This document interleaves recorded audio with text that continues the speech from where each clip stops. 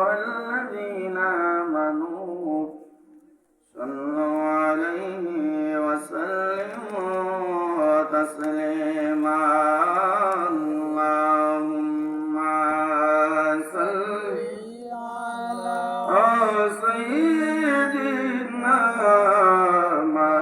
مولانا محمد وعلى آله سيدنا مولانا محمد اللهم صل على سيدنا مولانا محمد وعلى آله سيدنا مولانا এই পৃথিবী আমরা সবাই অবদেশের প্যাসেঞ্জার ধনী বল গরিব বল যাইতে হবে কবর ঘর আল্লাহুম্মা সাল্লি আলা সাইয়্যিদিনা মাওলানা মুহাম্মদ ওয়া আলা আলি সাইয়্যিদিনা মাওলানা মুহাম্মদ এই পৃথিবী আমরা সবাই কবর দেশের প্যাসেঞ্জার যুবক বল বৃদ্ধ বল যাইতে হবে কবর ঘর আল্লাহুম্মা সাল্লি আলা সাইয়্যিদিনা মাওলানা মুহাম্মদ ওয়া আলা আলি সাইয়্যিদিনা মাওলানা ডানে মাটি বামে মাটি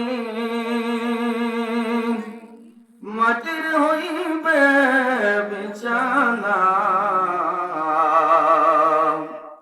উপরেতে বাঁশের খাটি সঙ্গে তো কেউ যাবে না আল্লাহুম্মা সাল্লি আলা সাইয়্যিদিনা মাওলানা মুহাম্মদ ওয়া আলা আলি সাইয়্যিদিনা মাওলানা মুহাম্মদ জীবনে সে মন রে আমার আর দিও না যন্ত্রণা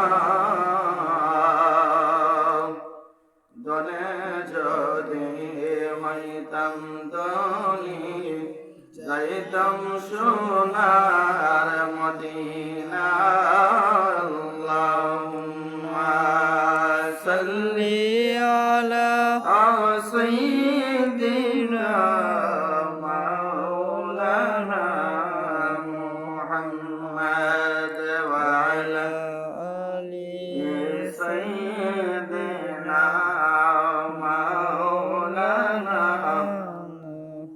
লা ইলাহা ইল্লাল্লাহ লা ইলাহা ইল্লাল্লাহ লা ইলাহা ইল্লাল্লাহ লা ইলাহা ইল্লাল্লাহ লা ইলাহা ইল্লাল্লাহ লা ইলাহা ইল্লাল্লাহ লা ইলাহা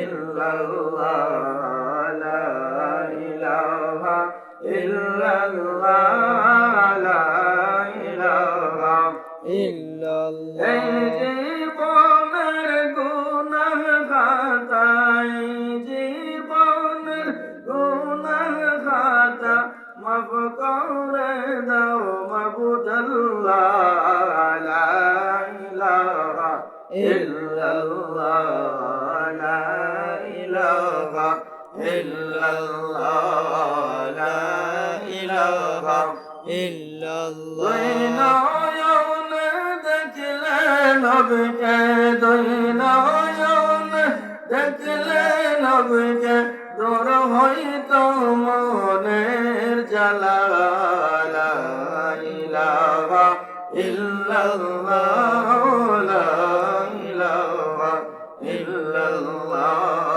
লা ইলাহা ইল্লাল্লাহ লা ইলাহা ইল্লাল্লাহ আসিয়ায় খেলে প্রেমের খেলা ফেরাউন তাই তার কতই জ্বালা আসিয়ায় খেলে প্রেমের খেলা ফেরাউন তাই তার কতই জ্বালা আল্লাহ বলেন ও জিবরাইল আল্লাহ বলেন ও জিবরাইল কোলে দাও জান্নাতের তালা লা ইলাহা ইল্লাল্লাহ লা ইলাহা ইল্লাল্লাহ লা ইলাহা ইল্লাল্লাহ নমরুদ আগুন জ্বালাইলো ইব্রাহিমকে পালাইলো হায় হায় নমরুদ আগুন জ্বালাইলো ইব্রাহিমকে পালাইলো আগুন হইল ফুল বাগিচায় আগুন হইল ফুল বাগিচা আমার নবীর ওসিলায় লা ইলাহা ইল্লাল্লাহ লা ইলাহা ইল্লাল্লাহ লা ইলাহা ইল্লাল্লাহ ইউসুফ নবীর ভাইয়েরা ওয়াই দিল ফেলিয়া হায় হায় ইউসুফ নবীর ভাইয়েরা ওয়াই দিল ফেলিয়া আমার দয়াল আল্লাহ দয়া করে দয়াল আল্লাহ দয়া করে মিশরের বাদশাহ বানাইলা লা ইলাহা ইল্লাল্লাহ লা ইলাহা ইল্লাল্লাহ লা ইলাহা ইল্লাল্লাহ আকাশের মালিক জয় আল্লাহ জমিনের মালিক জয় আল্লাহ লা ইলাহা ইল্লাল্লাহ লা ইলাহা ইল্লাল্লাহ হায়াতের মালিক জয় আল্লাহ মৌতের মালিক জয় আল্লাহ লা ইলাহা ইল্লাল্লাহ লা ইলাহা ইল্লাল্লাহ লা ইলাহা ইল্লাল্লাহ লা ইলাহা ইল্লাল্লাহ ইল্লাল্লাহ মুহাম্মাদুর রাসূলুল্লাহ সাল্লাল্লাহু আলাইহি ওয়াসাল্লাম আল্লাহ পাকের আল্লাহর দরবারে লাখ কোটি শুকরিয়া লক্ষ কোটি শুকর এবং সুজুদ লক্ষ কোটি শুকরিয়া জানাই সেই মহান মুনিবের দরবারে যেই মহান মুনিব রব্বুল আলামিন সুবহানাহু ওয়া তাআলা আমাদেরকে অতি দয়া করে অতি মায়া করে এই মাটিয়াপুরের ঐতিহ্যবাহী প্রতিষ্ঠান মাটিয়াপুর ইসলামিয়া হাফিজিয়া মাদ্রাসার 18তম বার্ষিক ওয়াজ মাহফিলের সম্মানিত সভাপতি দিগার উলামায়ে কেরাম মুসল্লিয়ানে কেরাম নওজোয়ান ভাইয়েরা পর্দার আড়ালে অবস্থানরত পর্দানিশীন মা ও বোনেরা সকলের প্রতি আমার সালাম, আসসালামু আলাইকুম ওয়া রাহমাতুল্লাহি ওয়া বারাকাতুহু। ওই নবীজির উপরে লক্ষ কোটি দুরূদ ও সালাম জানাই, যে নবীজির উপর স্বয়ং আল্লাহ পাক রব্বুল আলামিন সুবহানাহু ওয়া তাআলা দুরূদ শরীফ করেন। সুবহানাল্লাহ, সুবহানাল্লাহ। ওই নবীজির উপরে আমরা দুরূদ শরীফ জানাই, যে শ্রেষ্ঠ নবীর উম্মত হিসেবে আমরা না পেয়েও শ্রেষ্ঠ নবীর উম্মত হয়ে আমরা আসতে পেরেছি। সুবহানাল্লাহ। সেই শ্রেষ্ঠ নবীর শ্রেষ্ঠ উম্মতের অনেক দাম। অন্যান্য নবীর উম্মতেরা তারা যখন গুনাহ করত, গুনাহ করলে তাদের ঘরের চৌকাঠের মধ্যে ফেরেশতারা গুনাহ লিখে লটকাইয়া রাইখা দিয়া যাইতো, যে তুমি অমুক গুনাহ করছো, আল্লাহর দরবারে তুমি তওবা করতে হবে। অর্থাৎ এক কথায় তার গুনাহ ফাঁস হয়ে যাইতো, তার গুনাহ প্রকাশ হয়ে যাইতো। কিন্তু আপনি আমি কদমে কদমে গুনাহ করি, কিন্তু এটা তো একমাত্র আল্লাহ পাক রব্বুল আলামিন ছাড়া দুনিয়ার আর কোন মানুষ জানে না, দুনিয়ার কেউ জানে না। এর কারণ কি? এর কারণ একটাই, আমরা শ্রেষ্ঠ নবী শ্রেষ্ঠ উম্মত। সুবহানাল্লাহ। অন্য নবীর উম্মতেরা নির্দিষ্ট জায়গা ছাড়া, মসজিদ ছাড়া, নির্দিষ্ট স্থান ছাড়া নামাজ পড়লে নামাজ হতো না, কিন্তু আমরা শ্রেষ্ঠ নবীর এমন শ্রেষ্ঠ নবীর উম্মত হইলাম, পৃথিবীর আনাচে কানাচে, মাঠে ময়দানে, ক্ষেত্রে, যে কোনো জায়গার মধ্যে নামাজের ওয়াক্ত হয়ে গেলে, নামাজের সময় হয়ে গেলে উম্মত নামাজ আদায় করে নামাজ হয়ে যাবে। সুবহানাল্লাহ। আল্লাহ পাক রব্বুল আলামিন আমরা এমন নবীর উম্মত, যেই নবীর উম্মতদেরকে আসমান আপনার বানাইছেন, আসমান নিয়ামত হিসেবে দান করছেন। আসমান আমাদের জন্য সাত স্বরূপ, আর দুনিয়া আমাদের জন্য বিছানা স্বরূপ। সুবহানাল্লাহ। যাই হোক, আমি আয়াতে কারিমে তেলাওয়াত করেছি, আল্লাহ পাক রব্বুল আলামিন কুরআনুল কারীমের মধ্যে বলেছেন, লাকাদ খালাকনাল ইনসানা ফি আহসানি তাকওয়িম। আল্লাহ পাক রব্বুল আলামিন কুরআনুল কারীমের মধ্যে ডাক দিয়ে বলেন, মানুষকে আল্লাহ পাক রব্বুল আলামিন সমস্ত সৃষ্টির মধ্যে আল্লাহ পাক রব্বুল আলামিন সবচাইতে সুন্দর করে সুন্দর সৃষ্টি বানাইছেন মানুষ জাতিরে আল্লাহ পাক রব্বুল আলামিন। আসমান, আমরা আসমানের দিকে তাকাইলে, এই আসমানকে গবেষণা করতে চাইয়া বৈজ্ঞানিকরা আসমানের কালার, আসমানের রং, 48টা রং, 48টা কালার আপনার কি করছে, বাহির করছে। এই আসমানের মধ্যে চাঁদ উদয় হয়, সূর্য উদয় হয়। এখন আপনি আমি যদি বলি যে চাঁদ বড় সুন্দর, সূর্য বড় সুন্দর, এটা ভুল হবে। কারণ চাঁদ আপনার কাছে যতই সুন্দর হোক, সূর্য আপনার কাছে যতই সুন্দর হোক, কিন্তু চন্দ্র সূর্যকে আমার আল্লাহ পাক রব্বুল আলামিন নিজে সুন্দর বলে নাই। আল্লাহ যেটা সুন্দর বলছেন সেটা হচ্ছে মানব জাতি, মানুষ জাতি। সুবহানাল্লাহ। সুতরাং এই আপনি আমি বলবো যে আপনার আমার আল্লাহ পাক রব্বুল আলামিন, আপনি আমি খাইতে পারি, চলতে পারি, তেলে গরু ছাগল এগুলো তো খাইতে পারে, চলতে পারে, এইগুলো তো চলাফেরা করতে পারে, এই কথা আপনি যুক্তি হিসেবে বলতে পারেন। কিন্তু চলাফেরা করলে কি হবে? মানুষ, আল্লাহ পাক রব্বুল আলামিন মানুষকে জবান দিয়েছে, সেই জবান দিয়া মানুষ আল্লাহ রব্বুল আলামিনের জিকির করে। সুবহানাল্লাহ। আর মানুষ সবচেয়ে আশরাফুল মাখলুকাত, সৃষ্টির মধ্যে সেরা জীব। ওই আয়াতের পরিপ্রেক্ষিতে এসেছে, তাফসীরের মধ্যে এসেছে যে খলিফা আবু মনসুর একজন বাদশাহ ছিলেন, যিনি একদিন কি করতেছেন, ওনার স্ত্রীরে উনি আবেগের বর্ষবর্তী হইয়া বলতেছেন, ও আমার স্ত্রী, আকাশের চাঁদ বড় সুন্দর, এই আকাশের চাইতে তো তুমি সুন্দর নও। এক পর্যায়ে উনি বলে ফেলছেন যে আকাশের এই চন্দ্রের চাইতে, এই চাঁদের চাইতে যদি তুমি সুন্দর না হও, তাইলে তুমি তালাক। এখন ঘটনা ঘটে গেছে, এখন তো বর্তমান এমন যুগ আইছে, আগের যুগে যদিও ওই তালাক নামক জিনিসটা ইসলামের মধ্যে অপছন্দনীয়, সবচাইতে নিন্দনীয় কাজ, এক সময় এমন ছিল যে তালাক হয়ে গেলে আপনার এটা কিন্তু উভয় পক্ষ থেকে আপনার এটার সমাধান মীমাংসা হয়ে যেত। কিন্তু এইদিকে চাইলেও দেখা যায় আমরা এখন বর্তমান জমানার মানুষ দুর্বল, বউ সারে আবার ওই বউ লিয়া খায়। অনেক জায়গায় তালাশ করলে এইরকম প্রমাণ পাওয়া যায়। যাই হোক, আমি যে কথা বলতেছিলাম যে খলিফা আবুল মনসুর উনার স্ত্রীকে ডাক দিয়ে বলতেছে, আমার স্ত্রী, আকাশের চন্দ্র বড় সূর্য সুন্দর, আকাশের চাঁদ বড় সুন্দর, আকাশের চাঁদের চাইতে যদি তুমি সুন্দর না হও তাইলে তুমি তালাক। এখন এই কথা বইলা তো সে বিপদে পড়ছে।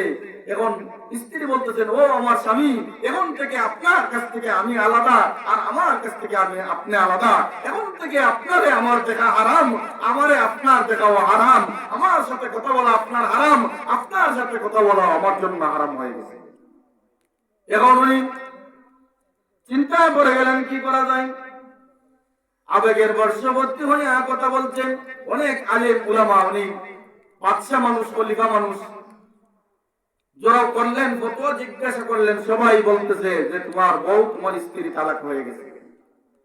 কিন্তু শেষ পর্যায়ে এক পর্যায়ে আপনার ইমাম আবু হানিফা রহমতুল্লাহ আলাইহি উনার কাছে যখন যাওয়া হইল, উনার শরণাপন্ন যখন হইল, উনি বললেন, যারা ফতোয়া দিছে তাদেরকে আমার সামনে নিয়ে আসো, তাদের সামনেই আমি এই ফতোয়া জারি করব, এই জিনিসটার মীমাংসা সমাধান করব। সবাই যখন জড়ো হইল, সবাই যখন চলে আসলো, এবার ইমাম আবু হানিফা রাহমাতুল্লাহ আলাইহি ওই আয়াত তেলাওয়াত করলেন, লাকাদ খালাকনাল ইনসানা ফি আহসানি তাকওয়িম। সবাই অবাক হয়ে গেলেন। অন্যান্য আলেমরাও এইটা বুঝতে পারলেন যে আল্লাহ পাক রব্বুল আলামিন তো কুরআনুল কারীমের মধ্যে বলছেন যে আল্লাহ পাক রব্বুল আলামিন মানুষকে সুন্দর আকৃতি দিয়ে আল্লাহ পাক রব্বুল আলামিন বানাইছেন, সুবহানাল্লাহ। সুতরাং এই ফায়সালা হয়ে গেল যে মানুষ আল্লাহ পাক রব্বুল আলামিন সৃষ্টির সুন্দর হিসেবে বানাইছেন। আল্লাহ নিজে ঘোষণা দিয়েছেন, তাইলে তোমার বউ, তোমার ওয়াইফ তালাক হয় নাই, সুবহানাল্লাহ। সুতরাং সেই আবু হানিফা রাহমাতুল্লাহ আলাইহি কেমন ব্যক্তি ছিলেন, কেমন মানুষ ছিলেন।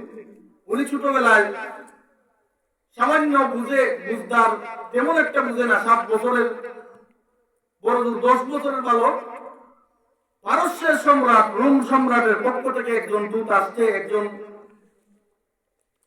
সৈন্য আসছে, একজন প্রতিনিধি আসছে, আইসা এই অত্র এলাকার মুসলমানদেরকে প্রশ্ন করতেছে। প্রশ্ন কি? কঠিন প্রশ্ন, যে ও মুসলমানরা, তোমরা যে এক আল্লাহর ইবাদত বন্দেগী করো, তোমরা যে এক আল্লাহর ইবাদত বন্দেগী করো, এই এক আল্লাহর দলিল দেও। তোমাদেরকে 3টা প্রশ্ন করা হবে। এই পারস্যের সম্রাট রোম সম্রাটের পক্ষ থেকে এই 3টা প্রশ্নের জবাব তোমরা দিতে হবে। যদি দিতে পারো তাইলে বোঝা যাবে যে তোমরা সঠিক মুসলমান, তোমাদের ধর্ম সত্য। 1 নম্বর প্রশ্ন, যে তোমরা যে এক আল্লাহর ইবাদত বন্দেগী করো, সেই আল্লাহর পরিচয় দাও। তোমরা যে এক আল্লাহ কি করো, ইবাদত বন্দেগী করো, যে এক আল্লাহরে এক মান্য ইবাদত বন্দেগী করো, এই আল্লাহ যে এক, এটার দলিল, এটার প্রমাণ দেব। আর 2 নম্বরে, আল্লাহ এখন কোন দিকে মুখ করে আছে এইটা তোমরা বলো। আর 3 নম্বরে, আল্লাহ এখন এই মুহূর্তে কোন কাজ করতেছে। 3টা প্রশ্ন করছে, 3টা প্রশ্নই তো কঠিন। এখন সবাই অবাক হয়ে গেছে, কেউ তো জবাব দিতে পারে না। এক পর্যায়ে আবু হানিফা রাহমাতুল্লাহ আলাইহি ছোট্ট শিশু বালক, ওনার আব্বারা বলতেছে, আব্বা জান, আমাদের এই দেশের রাজা, এই দেশের যিনি বিচারপতি, দেশের যিনি প্রধান, ওনার কাছে অনুমতি নেন, ওই প্রশ্নগুলোর জবাব আমি দেব, সুবহানাল্লাহ। এই যে মানুষ বলে না, বাবে বেটা গাছে গোটা, মাইজি গায়ে কি। বাপ যদি ভালো হয়, সন্তান কিছু না কিছু হইলে ভালো হবে। মা যদি ভালো হয়, মেয়ে কিছু না কিছু হইলেও ভালো হবে। সুতরাং অনুমতি নেওয়া হইল। এবার ইমাম আবু হানিফা সূত্র শিশু বালক, উনি তারা বলতেছে, ও পারস্যের রোম সম্রাটের সৈন্য, তোমার 1 নম্বর প্রশ্নের উত্তর আমি দিতেছি, তুমি শোনো। তোমার 1 নম্বর প্রশ্নের উত্তর হচ্ছে কুল হুয়াল্লাহু আহাদ, আল্লাহ এক, আল্লাহর কোনো শরীক নাই। এখন তুমি বলতেছো যে আল্লাহর পরিচয় দেওয়ার জন্য 1 নম্বর প্রশ্ন করছে যে আল্লাহর আগে কি আছে, আল্লাহর আগে কোনো কিছু আছে কিনা, আল্লাহর আগে কি আছে। এইটা তোমরা, আল্লাহর আগে যে কোনো কিছু নাই, ওইটা তোমরা যদি সঠিক মুসলমান হয়ে থাকো, ওই মুসলমান ধর্ম তোমরা গ্রহণ করো, তাইলে তোমরা পরিচয় দেও, তাইলে তোমরা প্রকাশ করো, প্রমাণ করো যে আল্লাহর আগে কি ছিল। আল্লাহর আগে তোমরা যেহেতু বলতেছো এক আল্লাহর ইবাদত করো, এক আল্লাহ ছাড়া তোমরা কারো ইবাদত করো না, তাইলে ওই এক আল্লাহর আগে কি ছিল, এক আল্লাহর আগে কোনো কিছু আছে কিনা, ওইটা তোমরা প্রমাণ করো। ওই শিশু বাচ্চা, ওই শিশু বালক ভগবান রহমতুল্লাহ আলাইহি দাঁড়ায় বলতেছেন, পারস্যের রোম সম্রাটের জন্য তোমার আমি বলি, তুমি একটা কাজ করো, তুমি 10 নম্বর সংখ্যা থেকে 10 থেকে গনে গনে 10, 9, 8, 7, 5, 6, 6, 5, 4, 3 ওইভাবে গণ। সে গণল, গণার পরে দেখা যায় 1 পর্যন্ত গই না, আর সামনের দিকে যায় না। বলতেছে আর সামনের দিকে যাও না কেন? ওই আর সামনের দিকে গেলে 0, 0 তো কোনো মূল্য নাই। ওই 0 যেমন 1-এর আগে মূল্য নাই, সুতরাং আমার আল্লাহর আগেও কিছু নাই। সুবহানাল্লাহ। ছোট্ট শিশু বাচ্চা কি সুন্দর উত্তর দিয়ে দিছে, কি সুন্দর জবাব দিয়ে দিছে, এই পারস্যের রোম সম্রাটের সৈন্য অবাক হয়ে গেছে। সুবহানাল্লাহ। 2 নম্বর প্রশ্ন করছেন, আল্লাহ পাক রব্বুল আলামিন কোন দিকে মুখ করে আছে? আল্লাহ পাক রব্বুল আলামিন সকল, আল্লাহ পাক রব্বুল আলামিন কোন দিকে মুখ করে আছে? আল্লাহ পাক রব্বুল আলামিন বান্দা বান্দিরে বান্দা বান্দির আহ্বান শোনার জন্য আল্লাহ পাক রব্বুল আলামিন চতুর্দিকে বিরাজমান, আল্লাহ পাক রব্বুল আলামিন চতুর্দিকে বিরাজমান আছে। ওই কথা শুনে ওই পারস্যের সম্রাটের সৈন্য অবাক হয়ে গেল। 3 নম্বরে তুমি বলতেছিলা আল্লাহ এখন এই মুহূর্তে কি কাজ করতেছেন? পারস্যের সম্রাটের সৈন্য, তুমি এক কাজ করো, তুমি চেয়ারে বসে বসে কথাগুলো শুনতেছো, আর আমি আলোচনা করতেছি। আলোচনা যে করে, বক্তা যে হয়, ওয়াইজ যে হয়, সে চেয়ারে বসে বসে ওয়াজ করে। সুতরাং তুমি নিচে নামো, আর আমারে ওই চেয়ারে বসাইয়া দেও, এরপরে তোমার 3 নম্বর প্রশ্নের জবাব আমি দেবো। সুবহানাল্লাহ। এখন 3 নম্বর প্রশ্নের জবাব বলতে যাও, পারস্যের সম্রাট একটু আগে তুমি চেয়ারে ছিলা, চেয়ারে বসা ছিলা, সিংহাসনে বসা ছিলা, আর এখন তুমি কি করছো? চেয়ার থেকে নেমে গেছো। আমার আল্লাহ, তুমি 3 নম্বর প্রশ্ন করছিলা, আমার আল্লাহ রাব্বুল আলামিন 3 নম্বরে এই মুহূর্তে কি কাজ করতেছে?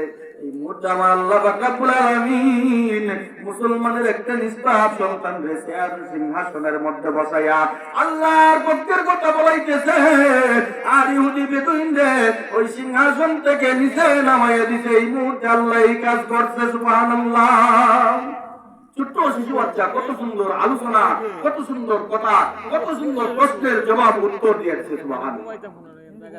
আল্লাহুম্মা সাল্লি আলা সাইয়্যিদিনা মাওলানা মুহাম্মদ ওয়া আলা আলি সাইয়্যিদিনা মাওলানা মুহাম্মদ। সেই ইমাম আবু হানিফার কত যেমন জ্ঞানী ব্যক্তি ছিলেন। একবার কি হয়েছে, আপনার এক লোকের বাড়ি, তার বাড়ি সুর ঢুকছে চুরি করার জন্য। এখন সুর যে ঢুকছে চুরি করার জন্য, ইমাম আবু হানিফা রাহমাতুল্লাহ আলাইহি কেমন জ্ঞানী ব্যক্তি ছিলেন, এই কথাটা বোঝানোর জন্য বলতেছি। সুর ঢুকছে, এখন যে চুরি করতে ঢুকছে, আপনার ঘরের মালিক ঘুম ভাঙছে, আর আপনার কি হয়েছে, ওই সুরে দেখতে চিন্তা বানাইছে। এখন ওই সুর কি করছে, তার হাতে যে তলোয়ার ছিল, তার হাতে যে অস্ত্র ছিল, অস্ত্র তার গলার মধ্যে তৈরি বলতেছে, তুমি এক কাজ করো, তুমি ওয়াদা করো। ওয়াদা কি?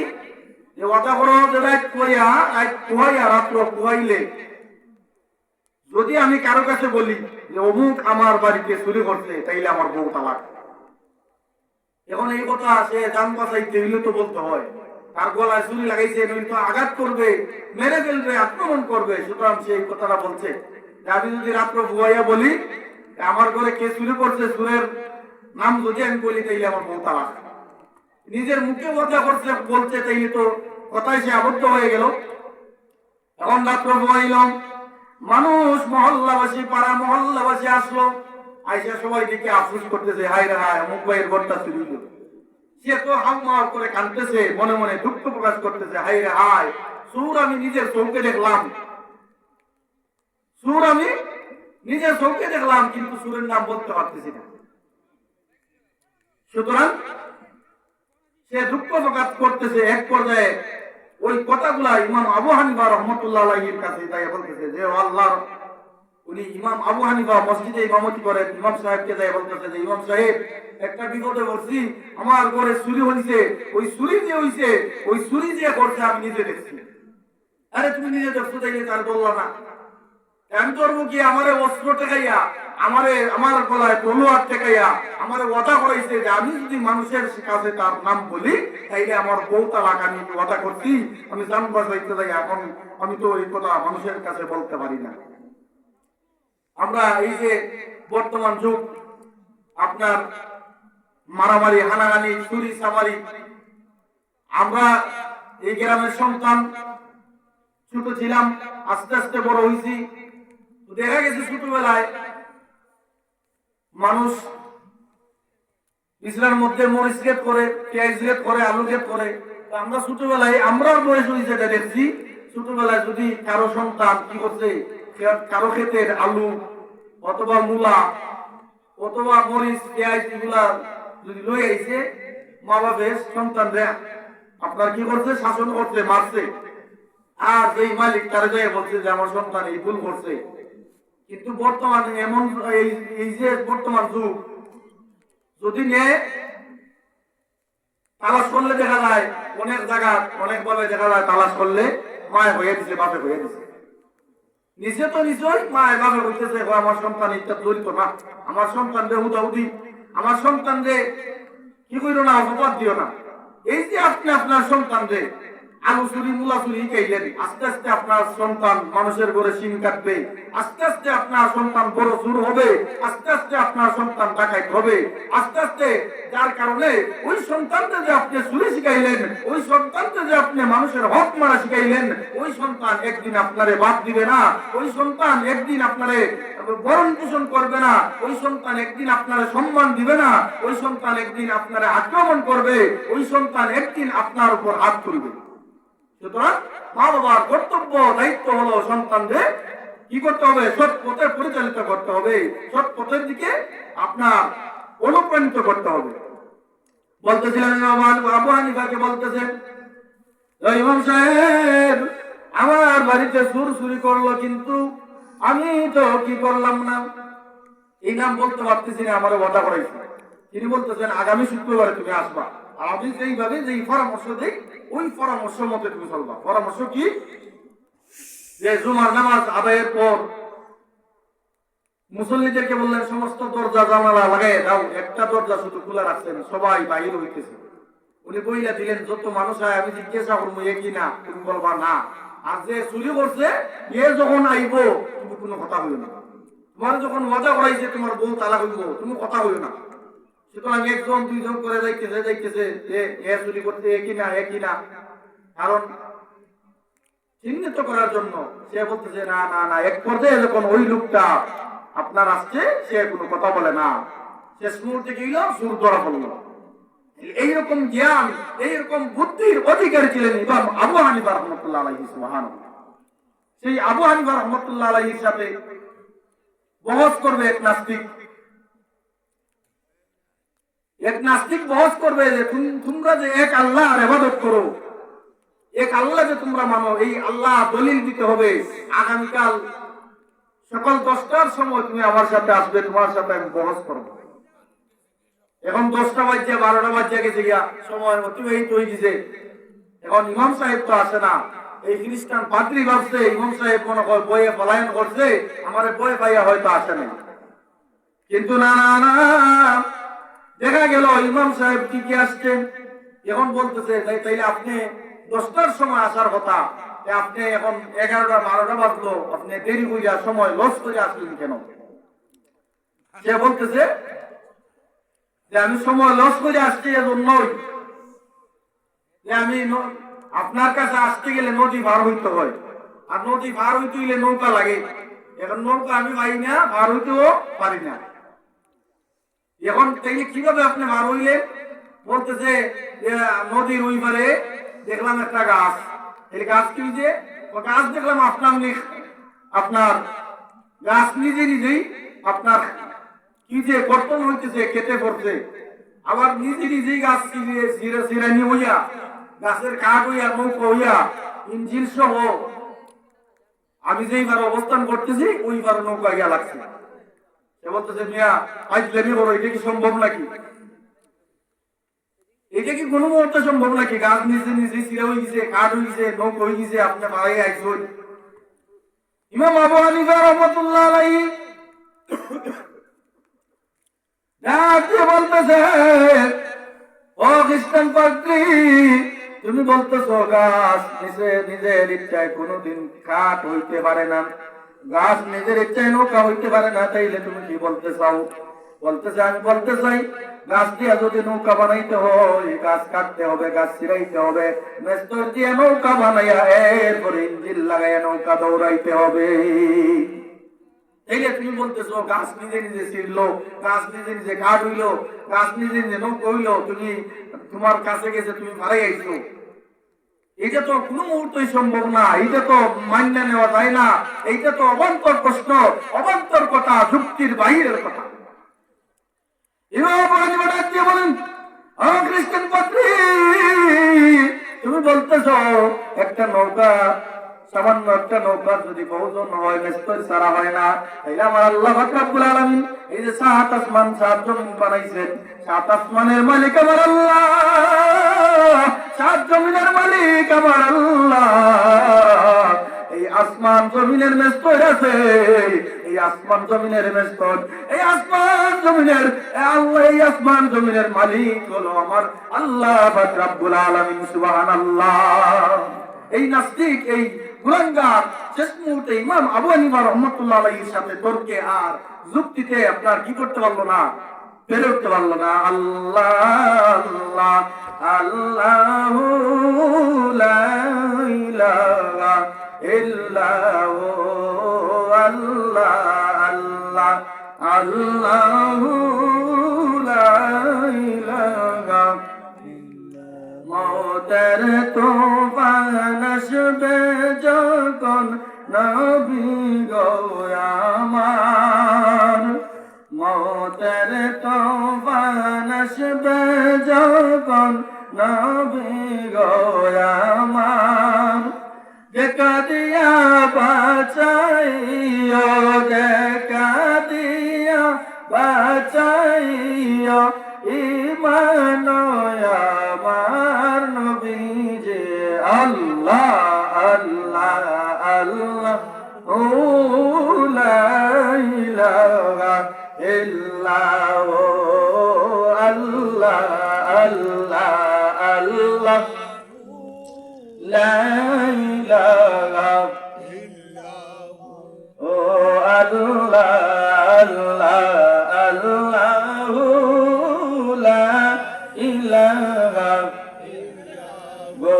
গুনাহগারের গুনাহ জলে দরুদ আপনার, গুনাহগারের গুনাহ জলে দরুদ আপনার, রোজ হাসরে তরাইয়া, রোজ হাসরে তরাইয়া উম্মত গুনাহগার নবী যে আল্লাহ আল্লাহ আল্লাহ ও লা ইলাহা ইল্লাহু আল্লাহ আল্লাহ আল্লাহ লা ইলাহা।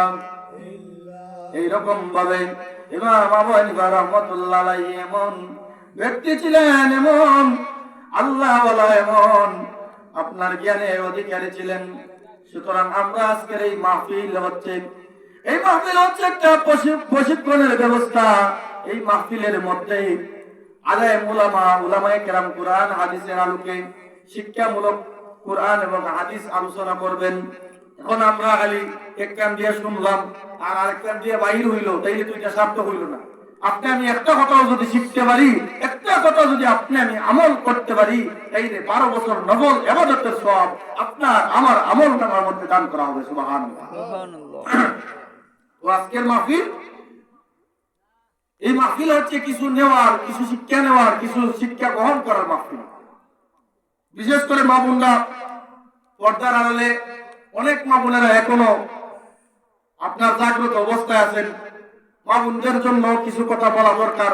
অনেক আলেম উলামায়ে কেরাম বলছেন, আমিও সুযোগ যেহেতু পাইছি এই কেরামের সন্তানি আমি, হয়তো আমাকে অনেকে চিনেন, অনেকে চিনেন না। আমরা এই কেরামের অনেক মানুষ কবরবাসী হয়ে গেছেন, যার কারণে কত জানাজার পড়েছি নামাজ, দিয়েছি কত দাফন, কত জানাজার পড়েছি নামাজ, দিয়েছি কত দাফন। আমরা আমাদের এই গ্রামে অনেক মানুষ ইন্তেকাল হয়ে গেছে, কত মানুষের জানাজা পড়লাম, কত মানুষের দাফন দিলাম। আমরা একদিন ওই কবরে যেতে হবে। ওই কবরে আপনার আমার সাথে দামি পোশাক, দামি কাপড় যাবে না, আপনার আমার সাথে দুনিয়াদারি সম্পদ যাবে না।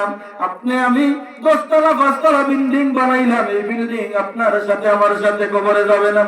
5 লক্ষ 10 লক্ষ টাকার মালিক হইলাম, এই 5 লক্ষ 10 লক্ষ টাকার একটা বান্ডিল, 1 টাকার একটা নোট আপনার আমার সাথে কবরে দিবে না। আমি লন্ডনী সাহেব হয়ে গেলাম, আমি আমেরিকানি হয়ে গেলাম, অমুক হয়ে গেলাম, তমুক হয়ে গেলাম, আমি দামি ব্যক্তি হয়ে গেলাম, কিন্তু আল্লাহর কাছে এর কোনো মূল্য নাই, এর কোনো দাম নাই। আল্লাহর কাছে যদি দামি হইতে হয়, আল্লাহর গোলামি করে আপনি আমি দামি হইতে হবে।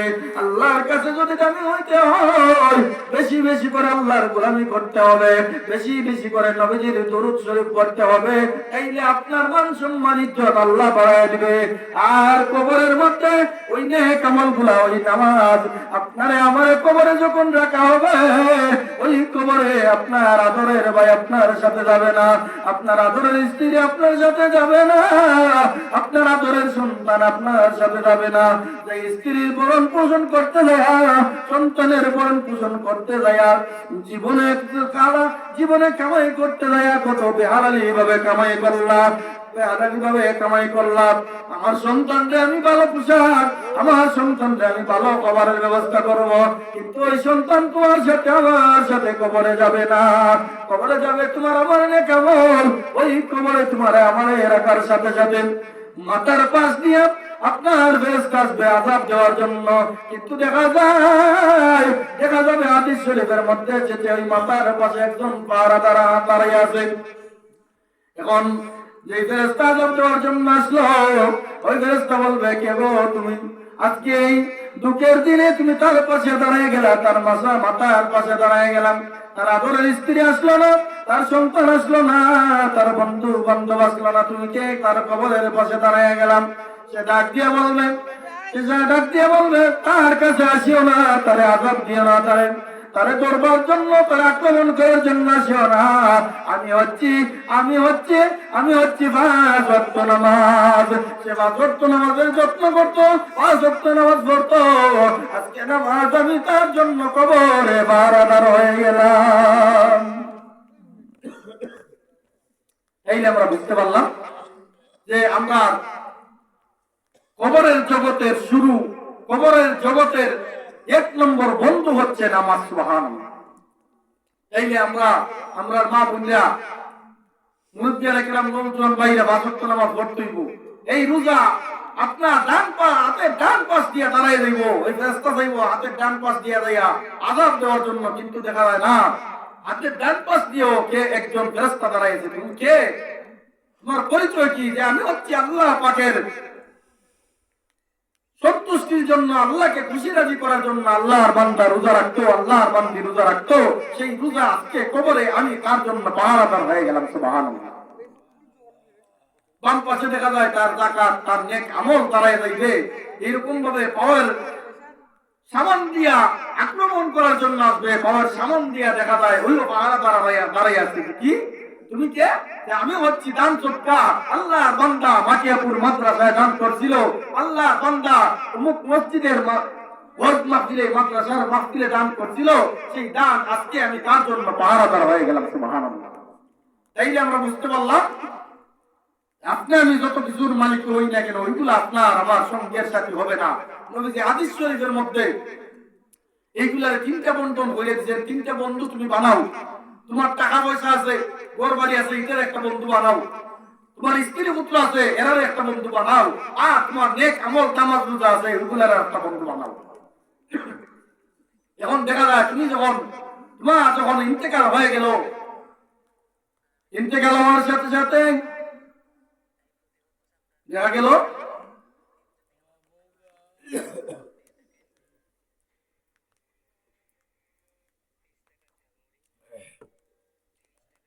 ইন্তেকাল হওয়ার সাথে সাথে তিনটা বন্ধু যে আপনার বানাইলাম। এক নম্বর বন্ধু ধন সম্পদ। দেখা যায় এই ধন সম্পদ, এই যে যতগুলা কামাইলাম, কিন্তু একটা টাকার বান্ডিল তো আপনার আমার সাথে যাবে না।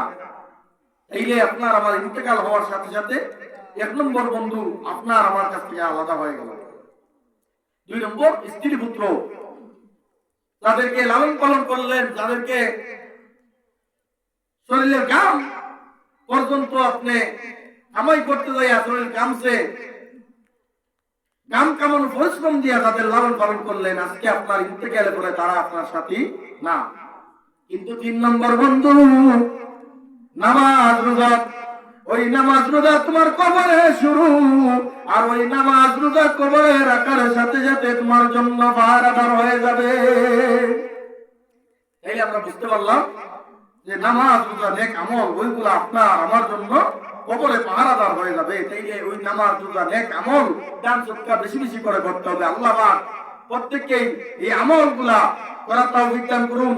আর এই মাদ্রাসায় বেশি বেশি করে দান করেন। এই মাদ্রাসায় লেখাপড়া করে আলেম হবে, কোরআনের হাফেজ হবে, এর উসিলা করে হলো আল্লাহ পাক রব্বুল আলামিন কাল কিয়ামতের ময়দানে আপনার আমার জন্য নাজাতের জরিয়া হিসেবে কবুল করতে পারেন। আল্লাহ পাক রব্বুল আলামিন আপনারে আমারে মাফ করে দিতে পারেন।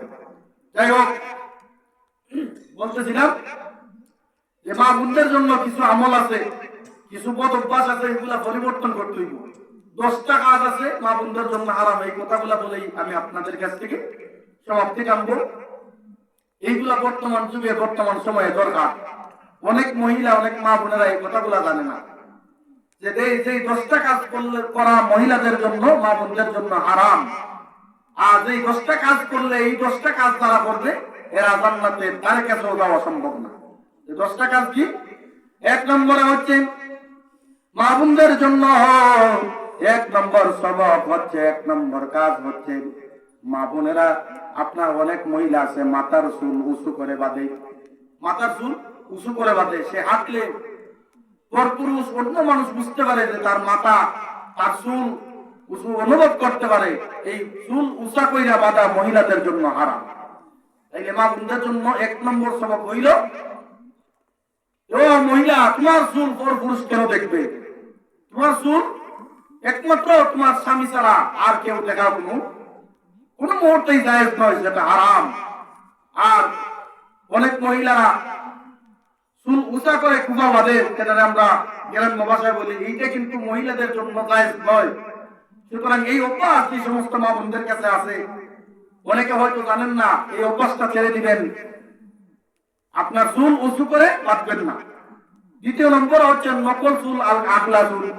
মহিলাদের জন্য নকল চুল, আলগা চুল এইগুলা ব্যবহার করা যায় নয়, হারাম। 3 নম্বরে হচ্ছে পারফিউম ব্যবহার করা। মহিলা দিরাই বাজারে যায়, টানাখালি বাজারে যায়, কিন্তু তার গায়ে সেন্ট মারছে অন্য পুরুষের নাকে যাইয়া তার এই সেন্টের এই পারফিউমের গ্যারাম লাগে, এইটা সম্পূর্ণ হারাম। মা বোনেরা, এই পারফিউম, এই যে আপনার বাজার হাটে গেলে সুগন্ধি ব্যবহার করে, এই সুগন্ধি তুমি ব্যবহার করে যাইলে পর পুরুষে তোমার সুগন্ধির গ্যারাম শুনলো, এইটা তোমার জন্য সম্পূর্ণ হারাম। চতুর্থ নম্বরে ঘণ্টাযুক্ত নূপুর, যেই নূপুর পায়ে পড়লে আওয়াজ হয়, শব্দ হয়, এটা এখন আপনার এই কাজগুলো আসলে মুসলমান নারীদের জন্য নয়, কিন্তু মুসলমান মা বোনদের কাছে এইগুলা ঢুকে গেছে, যার কারণে এই কথাগুলো বলতে হয়। মহিলা হেঁটে যাইতেছে, তার পায়ে নুপুরের আওয়াজ হইতেছে, শব্দ হইতেছে, কিন্তু একজন মহিলা হাইটে যাইলে মহিলা যায় না, কে যায়, এটা যেন মানুষ টের না পায়, এটা হচ্ছে মুসলমান নারীর কাজ। কিন্তু সে হাইটে হাইটে যায়, তার পাওয়ার নুপুরের আওয়াজে যেই পুরুষ তার দিকে না তাকানোর উদ্দেশ্য ছিল, তার আপনার নুপুরের এই শব্দের আওয়াজে তার দিকে তাকায়। এই যে পর পুরুষে তার দেখতেছে, এই যে পর পুরুষে তার এই নুপুরের আওয়াজ শুনতেছে, এটা তো সম্পূর্ণ তার জন্য হারাম কাজ। এই হারাম কাজ তো এই হারাম কাজ কইরা তো জান্নাতে যাওয়া সম্ভব না, জান্নাতি হওয়া সম্ভব না। তাই যে মা বোনেরা, 4 নম্বরে এই নুপুর শব্দওয়ালা নুপুর এইগুলা ছাড়তে হইব, এইগুলা বর্জন করতে হইব। 5 নম্বরে মহিলারা কপালের মধ্যে টিপ দেয়, গ্রুপ লাভ করে। অনেক মহিলারা আপনার কি করে, কপালের মধ্যে টিপ দেয়, গ্রুপ লাভ করে। গ্রুপ লাভ হইল যে মোটা ব্রুরে চিকন করে, এইটাও মহিলাদের জন্য সম্পূর্ণ হারাম। মা বোনেরা, মুসলমান নারী কপালে টিপ দিতে পারে না। মুসলমান নারী, আল্লাহ তোমার যা দিছে, ব্রু যতটুকু দিছে ততটুকু তুমি শুকরিয়া আদায় করো। এটা কাইটিয়া চিল্লিয়া চিকন মিকন কইরা করে অনেক মহিলারা, এটা মহিলাদের জন্য হারাম। 7 নম্বরে হচ্ছে মহিলার আপনার 5 নম্বরে বলতেছিলাম টিপ দেওয়া, গ্রুপ লাভ করা মহিলাদের জন্য হারাম। তাইলে আমার মা বোনেরা এই অভ্যাসটা থাকলে ছেড়ে দিতে হবে। আর 6 নম্বরে টাইট জামার পরে মহিলারা চলাফেরা করা সম্পূর্ণ হারাম। টাইট জামা ঢাকা শহরে গেলে বোঝা যায়, উন্নত এখন নাই, ওই উঠেও গেছে।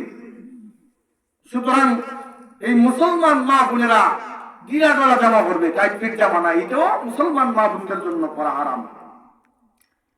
এরপরে হচ্ছে আপনার পাতলা শাড়ি, পাতলা জামা পরে তার শরীরের মধ্যে, তার জামা পরলে তার শরীর দেখা যায়, ওই রকম কাপড় মহিলারা পরা মহিলাদের জন্য হারাম। মা বোনেরা, এই অভ্যাস গুলা ছেড়ে দিতে হইল।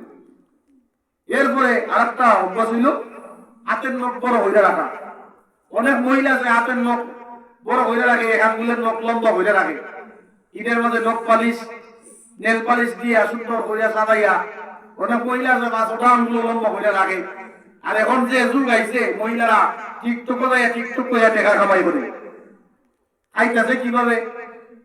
এই কি বাবা কোন কিনিয়া কি আনলো, জামাই কি করতেছে, সে কি করতেছে, খায় কিভাবে, হাটে কিভাবে, এইগুলা সে আপনার কি করতেছে, এই টিকটকের মধ্যে মোবাইলের মাধ্যমে মানুষদেরকে দেখাইতেছে, মানুষ লাইক কমেন্ট করতেছে, এটা দিয়ে সে ইনকাম করতেছে।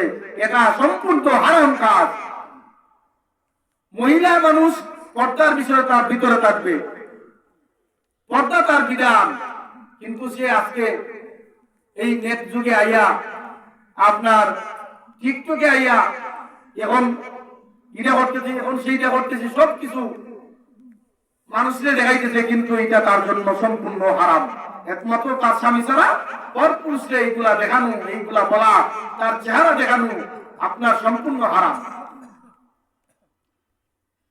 এরপরে পায়ের মধ্যে অনেক মহিলা নেল পালিশ দেয়, নখ পালিশ আমরা যেটা বলি, এই নখ পালিশ হাতে পায়ে দিলে মা বোনেরা মনে রাখবেন, আপনার নখ পালিশ হাতে পায়ের মধ্যে দিলে এই নখ দিছে না, আপনার ওযু হয় না। আর ওযু কইয়া কিছুই নামাজই করে না, তাইলে ওযুটা কিটা হবে? সুতরাং এই হাতে পায়ের মধ্যে নখ পালিশ নেল পালিশ যেটা বলা হয়, এইটা দেওয়া মহিলাদের জন্য হারাম। এরপরে সর্বশেষ হচ্ছে আপনার কি বেপরদায় চলাফেরা করা মহিলাদের জন্য হারাম। ও মা, আপনি যদি পর্দার সহিত চলাফেরা করেন, আপনার পেট থেকে আল্লাহ পাক রব্বুল আলামিন পয়দা করে দিবেন। আপনার পেট থেকে আল্লাহ পাক রব্বুল আলামিন আলেম সন্তান পয়দা করে দিবেন। আপনার পেট থেকে আল্লাহ পাক রব্বুল আলামিন কুরআনের হাফেজ পয়দা করে দিবেন। এই মা বোনদের জন্য এই কাজগুলা করা সম্পূর্ণ হারাম। মা বোনেরা এই অভ্যাস গুলা ছাড়তে হইব, আর স্বামীর খেদমত করতে হইব, স্বামীর কথা মানিয়া চলতে হইব। স্বামীরে যেই মহিলা হস্ত দেয়, আপনার এই মহিলার কঠিন শাস্তি নবী করিম সাল্লাল্লাহু আলাইহি ওয়াসাল্লাম মেরাজ শরীফে যাইয়া দেখতে আসছেন যে কিছু মহিলাদেরকে জিহ্বার মধ্যে ওজন দিয়া, জিহ্বার মধ্যে ঝুলন্ত অবস্থায়, জিহ্বারে ঝুলন্ত অবস্থায় রাখিয়া শাস্তি দেওয়া হইতেছে। এদেরকে কেন শাস্তি দেওয়া হইতেছে? জিবরাইল পরিচয় দিলেন, ইয়া রাসূলুল্লাহ, ইয়া হাবিবাল্লাহ, ওগো নবীজি, এই মহিলারা আপনার উম্মতের একদল মহিলা, যারা কথায় কাজে স্বামীরে কষ্ট দেয়, যারা কথায় কাজে আপনার কি করে, কথায় কাজে প্রতিবেশীরে কষ্ট দেয়, এমন দাজ্জাল মহিলা আছে। যেই মহিলা স্বামীর কোন তোয়াক্কা করে না, স্বামীরে কোনো দাম দেয় না, স্বামীরে মূল্যায়ন করে না, ওই সমস্ত মহিলাদেরকে জিহ্বার মধ্যে ঝুলন্ত অবস্থায় জিহ্বার মধ্যে আপনার শাস্তি দেওয়া হবে। তাই মা বোনেরা, স্বামীর খেদমত করতে হইব, স্বামীর হুকুম মানিয়া চলতে হইব। স্বামীর হুকুম এমন বলা হয়েছে, নবীজি হাদিস শরীফের মধ্যে বলছেন যে আল্লাহর পরে চেষ্টা দেওয়ার জন্য কোন জাতি, কোন মানুষদেরকে যদি হুকুম দেওয়া হইতো, তাইলে স্ত্রীদেরকে তার স্বামীর পায়ের নিচে চেষ্টা দেওয়ার হুকুম দেওয়া হইতো। সুবহানাল্লাহ। একজন স্বামীর হক একজন স্ত্রীর প্রতি এমন যে তার স্বামীর শরীর যদি সমস্ত পয়সা ফুজ করে ভরে, আর ওই ফুজ যদি আপনার কি করে জিহ্বা দিয়ে চাইসা যদি পরিষ্কার করে, এরপরেও তার স্বামীর সম্পূর্ণ হক তার প্রতি আদায় হয় না। সুবহানাল্লাহ। শুধু তাই না, অনেক মহিলা অনেক সময় দেখা যায় আপনার কি করে স্বামীরে তোয়াক্কা করে না, বাজারে যায়, মন যেদিকে যায় সেই দিকেই যায়। একজন মহিলা যখন স্বামীর অনুমতি ছাড়া স্বামীরে জিজ্ঞাসা করিয়া ঘর থেকে যখন বাহির হয়, ওই মহিলারে আল্লাহর ফেরেশতারা লানত দিতে থাকে, অভিশাপ দিতে থাকে। যতক্ষণ পর্যন্ত বিয়ে নাই, ততক্ষণ পর্যন্ত তারে আল্লাহ ফেরেশতারা অভিশাপ দিতে থাকে, লানত দিতে থাকে। সুতরাং ও মা বোনেরা, আপনারা কি করেন? স্বামীর খেদমত করেন আর আল্লাহর গোলামি করেন, তাইলে আল্লাহ পাক রব্বুল আলামিন আপনার মাধ্যমে আপনার গর্বে আল্লাহ পাক রব্বুল আলামিন আলেম কোরআনের হাফেজ পয়দা করে দিবেন। আপনার সন্তান আলেম হলে, আপনি মারা গেলে আপনার জানাজার নামাজ পড়াবে, এর চাইতে সৌভাগ্য আর কোন ব্যক্তির হতে পারে না। সুবহানাল্লাহ। তো বলতেছিলাম যে আল্লাহ রাব্বুল আলামিনের ইবাদত বندگی করলে মানুষ আল্লাহর ওলিতে পরিণত হয়ে যায়। যেমন আল্লাহর ওলিরা যখন আল্লাহর ওলি হয়ে যায়, তারা আল্লাহর কাছে যেটা বলে সেটাই হয়ে যায়। আর আল্লাহর ওলিদের এক এক ওলির এক এক পাওয়ার, এক এক ওলির এক এক নমুনা। যেমন দেখেন খাজা কুতুবউদ্দিন বখতিয়ার কাকি, যিনি খাজা মঈনুদ্দিন চিশতি রহমতুল্লাহ আলাইহির প্রধান খলিফা। উনি আপনার ইন্তেকালের সময় যখন চলে আসছে, ইন্তেকালের মুহূর্ত যখন চলে আসছে, উনি যখন চির বিদায় নিয়ে যাবে, ওনার মুরিদরে ডাক দিয়ে বলতেছে, ও আমার শাগরিদ, প্রধান মুরিদরে বলতেছে যে আমার ইন্তেকালের পর 3 থেকে 4টা গুণওয়ালা, 4 গুণওয়ালা ব্যক্তি তালাশ করবা। 4 গুণওয়ালা ব্যক্তি যদি পাওয়া যায়, তাইলে আমার জানাজা দিও, আর নাইলে জানাজা ছাড়াই আমার দাফন করবে। সুবহানাল্লাহ। তাইলে কেমন বলি? 1 নম্বর গুণ কি? 1 নম্বর গুণ হচ্ছে যে ব্যক্তি, আমি ইন্তেকালের পরে হাজার হাজার লক্ষ লক্ষ মানুষ ভারতের জমিনে, খাজা কুতুবউদ্দিন বখতিয়ার কাকি, এই কুতুবউদ্দিন বখতিয়ার কাকি ভারতের জমিনে ঘোষণা দিয়ে দিলেন।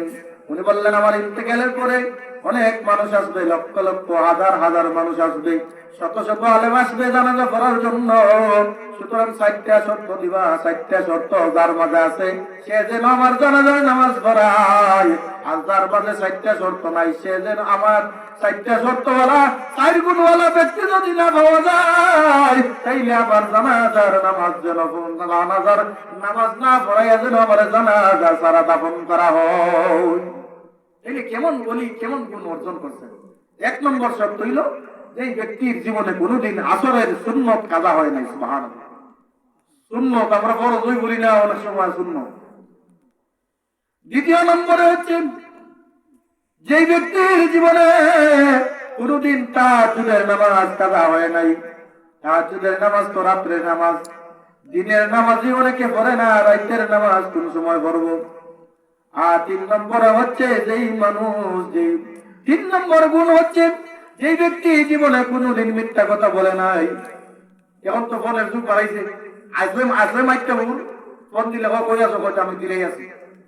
এইরকম মিথ্যা কথার কারখানা আমরার মধ্যে, আপনার আমার মধ্যে ঢুকে গেছে। তিনি বলছেন যে 3 নম্বর গুণ হচ্ছে যে ব্যক্তি জীবনে কোনোদিন মিথ্যা কথা বলে নাই। আর 4 নম্বর গুণ হলো যে ব্যক্তি কোনদিন পর নারীর প্রতি কুদৃষ্টিতে তাকায় নাই, খারাপ নজর তাকায় নাই।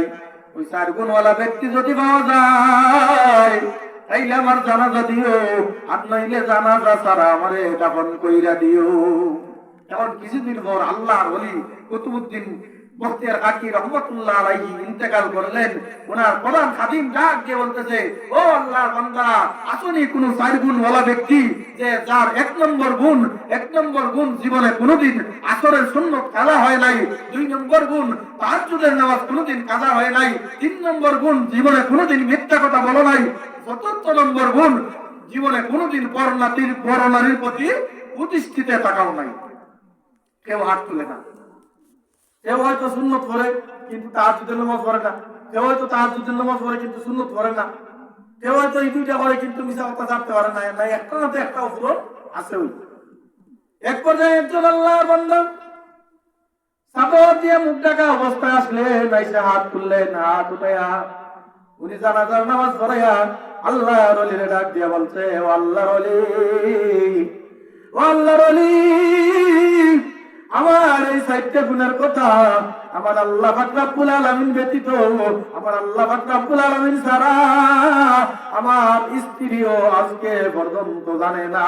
ও আল্লাহর ওলি, আজকে তুমি এমন কেরামত ঘটাইলা, এমন ঘটনা ঘটাইলা, আজকে আমার এই কথাগুলা সমস্ত ভারতবাসী, সমস্ত এই জানাজার মধ্যে যারা অবস্থান করছে সবাই জেনে গেল। দেখা গেল এই ব্যক্তিটা আপনার কোন আলেম নয়, এই ব্যক্তিটা কোন বিচারপতি নয়, এই ব্যক্তি কোন রাজা, আপনার এই ব্যক্তি কোন আপনার কি নয়, আপনার দণ্ডাঢ্য ব্যক্তি, আপনার এই ব্যক্তি কোন কি নয়, খানকার পীর নয়, এই ব্যক্তি কোন হক্কানি আলেম নয়, কিন্তু দেখা যায় এই ব্যক্তি একজন রাজা, এই বর্তমান সময়ের একজন সেই ভারতবর্ষের প্রধান খলিফা রাজা, যিনি আপনার জানাজার নামাজ পড়াইছেন। সুবহানাল্লাহ। যিনি সম্পদ টাকা করত, যাদের সম্পদ আছে রাজা বাদশাহ দ্বারা, এরা তো মহিলা নিয়ে খেলানালা করে, কিন্তু সে এইগুলা করে নাই। সে একজন রাজা মানুষ হইয়া জীবনে মিথ্যা কথা বলে নাই। সে কোনোদিন আপনার রাজা দ্বারা, এরা তো বুক বিলাস করে, নামাজ কম করে, বুক বিলাস আনন্দ ফুর্তি করে, কিন্তু উনি এমন ইবাদত বন্দেগী করছে যিনি আপনার জীবনে কোনোদিন আসরের সুন্নত ছাড়ে নাই, যিনি জীবনে কোনোদিন আপনার তাহাজ্জুদের নামাজ ছাড়ে নাই। সুবহানাল্লাহ। যাই হোক, আল্লাহ পাক রব্বুল আলামিন যে কথাগুলো বললাম, এই কথাগুলা আমাদের প্রত্যেককেই আমলের নিয়তে কবুল করেন। আল্লাহ পাক রব্বুল আলামিন এই কথাগুলো যেন আমাদেরকে আমল করার, মেনে চলার তৌফিক দান করেন। এই মাটিয়াপুরের এই হাফিজিয়া ইসলামিয়া মাদ্রাসার 18তম বার্ষিক মাহফিল আল্লাহ পাক রব্বুল আলামিন যেন কবুল করেন, মঞ্জুর করেন। এই মাদ্রাসার সাথে যারা জড়িত ছিল, আমাদের গ্রামের কৃতি সন্তান মাওলানা মরহুম আনোয়ার সাহেব, আমাদের মহল্লারই, এরপরে মাওলানা শামসুল ইসলাম সাহেব, ওনারা ইন্তেকাল হয়েছে। ওনাদের রুহের মাগফিরাত কামনা করি, আত্মার মাগফিরাত কামনা করি। আল্লাহ পাক রব্বুল আলামিন যেন ওনাদেরকে জান্নাতুল ফেরদাউস নসিব করেন। আর যারা এই প্রতিষ্ঠানের সাথে জড়িত, যারা শ্রম দিতেছেন, যারা কষ্ট করতেছেন, সাধনা করতেছেন, তাদেরকে যেন আল্লাহ পাক রব্বুল আলামিন উত্তম জাযা দান করে এই মাদ্রাসাকে আল্লাহ পাক রব্বুল আলামিন যেন কিয়ামত পর্যন্ত কবুল আর মঞ্জুর করেন। আমিন ইয়া রাব্বাল আলামিন। আসসালামু আলাইকুম ওয়া রাহমাতুল্লাহি ওয়া বারাকাতুহু।